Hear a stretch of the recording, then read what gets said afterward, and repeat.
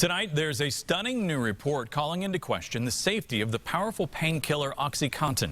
That report indicates one of the companies behind OxyContin has misled the public in search of bigger profits. RTV6's Jason Fechner has details on the report and the company's response. Jason. Good evening, Todd. OxyContin's been on the market now for about 20 years. It's definitely not the only prescription pain pill, but it is one of the biggest, and it has been, making the California-based company behind it, Purdue Pharma, $31 billion and counting so far. Now new questions about its effectiveness and safety are in the spotlight. A war of words has been underway between the LA Times and the maker of OxyContin after the Times claimed the pharmaceutical company falsely built up the drug's 12-hour pain relief claims and regimen. And that's in part been behind issues of dependency and abuse tied to one of the biggest pain prescription drugs out there. Purdue Pharma has responded, telling the Times in part, scientific evidence amassed over more than 20 years, including more than a dozen controlled clinical studies, supports the FDA approval of 12-hour dosing of OxyContin. And at least early on, one of the big culprits we saw in a lot of the deaths was the long-acting OxyContin.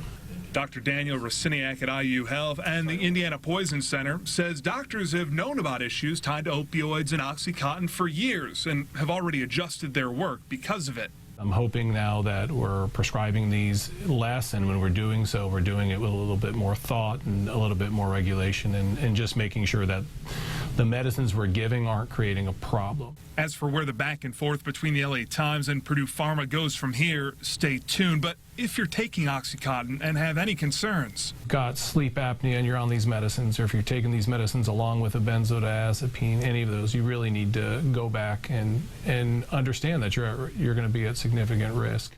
And we should note that when Dr. Raciniak was talking about deaths tied to OxyContin, there are about 40 a day nationwide. He was talking about nationwide over the past 2 decades, not there at IU Health.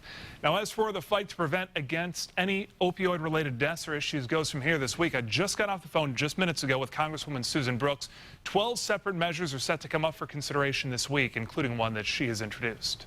We also know, though, that as people start having their pain pills restricted, they will move to heroin. Sure. And so we need, I think, more by way of medication-assisted treatment as well as non-medication-assisted treatments. We know we need a lot more treatment, but there are going to be about a dozen bills considered in the House this week.